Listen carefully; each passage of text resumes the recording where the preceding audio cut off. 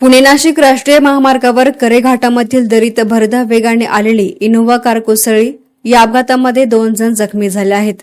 पोलिसांनी Innova car दरीमधून बाहेर काढून तपासणी केली असता त्यामध्ये 8,37,000 रुपयांचा प्रतिबंधित गुटख्याच्या गोण्या आढळून आल्या आहेत। त्या गोण्या आणि इनोव्हा कार पोलिसांनी जप्त केली आहे।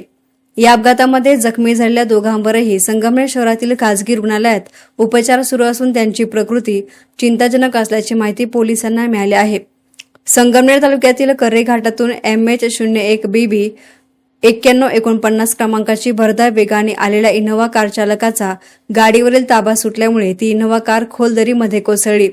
या अपघाताची माहिती मिळताच संगमनेर तालुका पोलीस निरीक्षक प्रवीण साळुंखे, सहाय्यक पोलीस निरीक्षक Mahesh Shinde, police head constable Babasaheb Shirsat, चालक शांताराम झोडगे यांनी घटनास्थळी धाव घेत जखमींना उपचारासाठी संगमनेर शहरामधील खासगी रुग्णालयामध्ये दाखल केले। पोलिसांनी क्रेनच्या साहाय्याने अपघातग्रस्त इनोव्हा कार दरीमधून बाहेर काढली। या अपघातग्रस्त कारची पोलिसांनी तपासणी केली असता कारमध्ये बाहेरील राज्यामधून आणलेला विमल पान मसाला, रजनीगंधा पान मसाला आणि इतर प्रतिबंधित गुटखा असे एकूण 8,37,000 रुपयांचा मुद्देमाल आढळून आला आहे।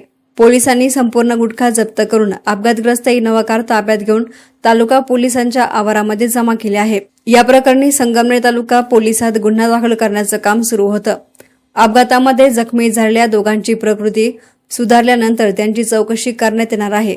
हा प्रतिबंधित गुटखा नेमका कुठून आला होता आणि कुठे चालला होता, कोणाच्या सांगण्यावरून आणला जात होता, या गुटखा तस्करी मागे आणखी कोणाची जाळी आहे का, याचा सखोल तपास तालुका पोलीस करत आहेत। आज दिनांक 9 जुलै 2026 रोजी सकाळी 7 वाजण्याच्या सुमारास बातमी मिळाली की नाशिककडून करेघाटातून संगमनेरकडे येणारी इनोव्हा गाडी क्रमांक MH01BB 9149 या गाडीचा अपघात झालेला आहे। ती रस्त्याच्या कडेला पलटी झालेली आहे दरीमध्ये। तर आम्ही स्टाफसह त्या ठिकाणी जाऊन सदर गाडीची खात्री केली तर त्या गाडीमध्ये 2 जखमी तरुण होते। ते आमच्या जाण्यापूर्वीच दवाखान्यात शिफ्ट केलेले होते। ते जखमी आहेत, त्यांची माहिती घेणं चालू आहे आणि सदर गाडीचं लोकांच्या समवेत गाडी रस्त्यावर घेतली असता सदर ठिकाणी गाडीमध्ये 8,37,000 रुपयाचा गुटखा, ज्याच्यामध्ये विमल आणि इतर रजनीगंधा वगैरे बाय प्रोडक्ट आहेत, तो बाहेर राज्यातला गुटखा ते घेऊन येताना गाडी पलटी झालेली आहे। तर सदरमध्ये जे आरोपी आहेत त्या आरोपींना लवकरच आपण गुन्हा दाखल करून अटकेची कारवाई करीत आहोत।